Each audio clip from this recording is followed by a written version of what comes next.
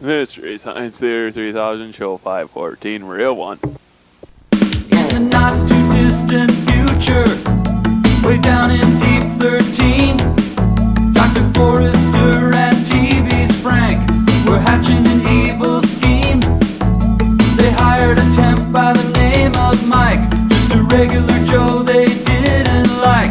Their experiment needed a good test case, so they conked him on the noggin and they shot him into space. We'll send him cheesy movies, the worst we can find. You'll have to sit and watch them all, and we'll monitor his mind. Now keep in mind, Mike can't control where the movies begin or end. He'll try to keep his sanity with the help of his robot friends. Robot roll call Cabot, Gypsy, Tom Servo, Crow. If you're wondering how he eats and breathes and other science facts, just repeat to yourself, it's just a show. I should really just relax. For Mystery Science Theater 3000.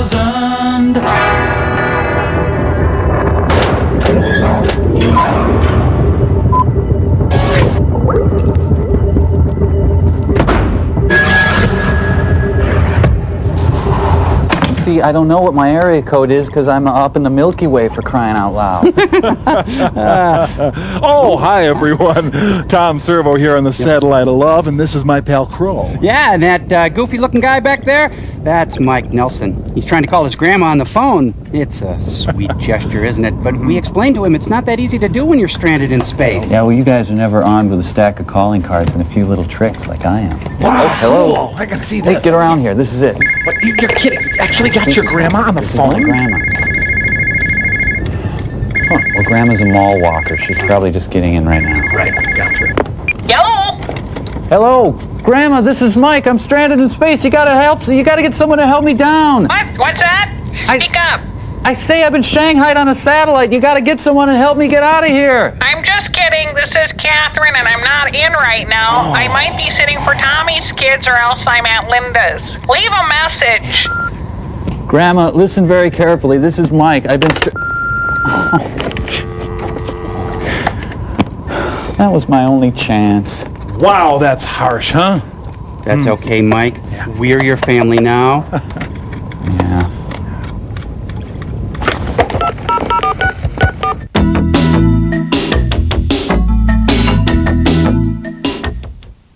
Sprint. No, Mike! You should really make a note of that you got a machine so that if the bill comes and we're erroneously charged for the call, then you have a paperwork to back up your claim that you were charged for the call in error so that you won't have to pay for that call, Mike. Crow, you lived during the Great Depression, didn't you? Oh, Backrack and David are calling. They are? Just push the button. Laundry and laundry. Oh, Mike, you would not believe the day I've had. I don't know how single parents do it. Oh, I was excited with the arrival of young Frank. Dr. F, come on! Clayton's on the phone right now, Frank. It's a 25-hour-a-day job keeping track of Frank. He's into everything. Sometimes I think we both need a little break. That's why I've invented the Frankenforcer. You see, the Frankenforcer keeps little Frank suspended in that disorienting no man's land between floor and ceiling.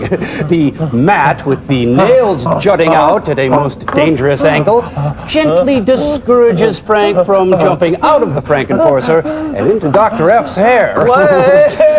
Just a little minute, Frankie. There you go.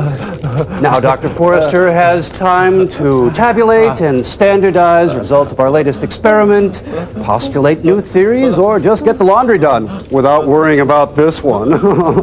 Plus, I've gotten to know someone very special. Me. Oh, I gotta go, Mike. We get fussy if we've been in there more than a few weeks. Immature little baby. I'm guessing Frank's in the 90th percentile. Anyway, let me set the scene here. You're at your favorite candlelit restaurant, spending time with someone very special, exchanging lingering glances over the fettuccine. What? Laughing low, throaty laughs over a shared private joke, fingers entwined. Would you just get on with it, Servo? And sometimes you just need your server's attention. Enter the waiter baiter. If I could just... I'll be right over here. Hi, Tad. Don't waste your valuable time trying to get your waitron's attention. Just let the waiter baiter do the dirty work. I'll be with you in a moment, please. I'm in the weeds So what are here. we going to have here? Oh, I think I get the hag of that. Let's split that, why don't we? Split the gut. Oh, that sounds good. Okay, well, what do you think, sir? I think you'll be having our special. A tough, stringy entree called Teenage Strangler.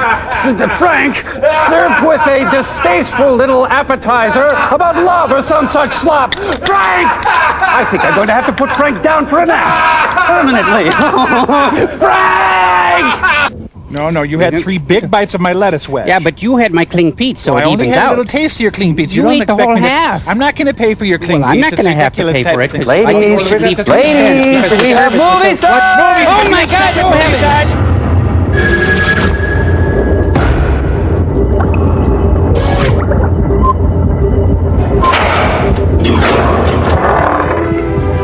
Wish you two would just get together and pay the tab. Is this love or is it just rough sex with Michael Douglas? Wow. By Paul H. Landis, who has never known the touch of a woman.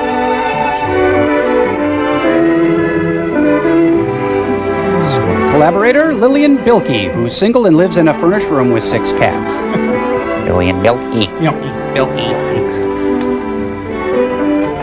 Well, except for Tom Hanks and Peter Scolari. Out of my way, I want to catch the end of Bobby Hackett's trumpet solo.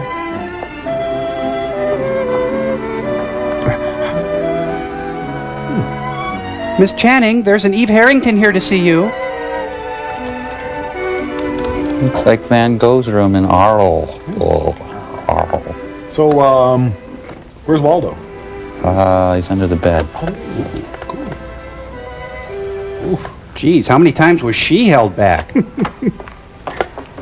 Hi, Peg. Hi, Mom. Well, you look more excited than I've ever seen you before, and that's saying something. Oh, Liz, you'll never guess. I got engaged to Joe. We're going to be married at the end of the semester, right after Joe graduates. What? You won't even going steady with him for a couple of months. Exactly 3 months and 3 days. Love has made me anal. But, Peg, are you going to drop out of college before you graduate? I mean, you've only got another year to go. Oh, Liz, everyone isn't as slow as you and Andy. Besides, you're a Romulan. I want to get married in June. Get the Joe's cuffs. been told he has a good chance of getting a job on a pro football team this summer. As a water boy. Sure, we'll make out. Are you going to phone your mom and dad about getting engaged? Actually, they're married already. Oh, I see. I'm scared stiff of what Mother will say. Sure. We'll raise the roof. I think I'll send a telegram instead.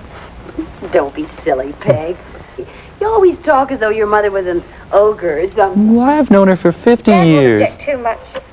And Mother will be furious. Every so often she writes to ask if I've seen Pete Standish. You know, just because his father's a big-time real estate man and he's Mother's idea of a perfect catch. He just got the Glengarry account. Compared to Joe, Pete's so dull. Joe's so handsome. Handsome equals not dull. Honestly, Peg, I don't know how many times ever since we were in high school together I've heard you go on the same way about some man or other. Oh, but this is different, Liz. Really it is. He's anatomically correct and everything. It's the real thing. I remember when I first felt that way about Andy. At the turn of the I century. think about him all the time. Gosh, Peg, you just can't rush into marriage. Why not? Julia Roberts did. Liz. Don't mind my saying this, but you and Andy seem so So old-fashioned, I suppose you mean. No, just old. well, you've been going together for a year and a half. Last month you finally became engaged. I'm not like that. I'm easy. Well, that's fine, but are you sure you'll always be in love like you are now? With somebody, sure. Liz, how can you say such a thing? Oh, wait a minute, Peg. Come here. Please don't get upset. All I mean is, are you sure you see eye to eye about things like, The trade deficit. well, like money and children? Bogus. Or even what's right and what's wrong? How do you get along with each other's families? Boring. Suppose your parents won't approve. You have to think about these things, Peg. Look, can we get separate beds? As far as I'm concerned, you don't have to think if you found the right man. Excuse me, but that's my boyfriend? You better go and send that telegram. I'm too much in love to send a telegram. Oh, I love his picture. Maybe someday I'll meet him in person. No. Let's see. If my demands are not met, the screams of those who've wronged me and the smell of burning flesh will fill the student union. Andy, how's the essay coming? Not so good, Mom. Page 2. Not so good. Will you just lay off? I can do an engineering paper in 2 days, Liz. But I've been working on this English assignment for a week, and nothing. Gosh, Andy, you've got to get your English or you won't graduate. Would you just leave me alone? Look, why don't we meet at the library tonight? Oh, yeah. Maybe I can help. Yeah. Gee, thanks, Liz. That'd be swell. Conformists without a cause. Hey, look. The lovebirds have arrived. And they're leaving their droppings all over the place. Nothing like advertising. They got engaged last night. Peggy says they're getting married right after commencement. Married? It's immoral. Boy, Peggy thinks it's all hand-holding and gazing into each other's eyes. She doesn't know about the stench of ammonia from the piles of crap-filled diapers. We were like that once, too. And now a firm and hearty hand First clasp. dates were exciting. The more I got to know you, the more I liked what I knew. Though I suppose I was really intrigued by the things I didn't know about you. Like you're being a communist and all. We seemed to have lots in common, didn't we? There were so many things we could do together. What the hell was that for? Well, you were supposed to cover down the line. I told you. Come here, look at I that. wish I could argue with you there. But you've emasculated me. You really enjoy a good argument, don't you? I haven't forgotten the time the Dean's rule on drinking came out. I can quit anytime I want to. That was the day I found out we could argue like anything and somehow love each other more. I thought expulsion was too stiff a penalty. One small slip and some guy's whole life could be changed. Drinking in college? I've never heard of There's a lot that. to what you said then, Andy, but I couldn't entirely agree. Expelling somebody is a serious thing, of course, but so is drinking in a dorm. All those people living so close together. Look, would you just lay off for 10 seconds? Well, we didn't settle the issue, but it sure was fun trying. I wanted to convince you, and you tried to convince me. Though I guess we became most convinced about each other. We must have. Up until a month ago, that finger looked kind of bare. Remember? Naked. But that zirconia, you jerk. QVC, thank you.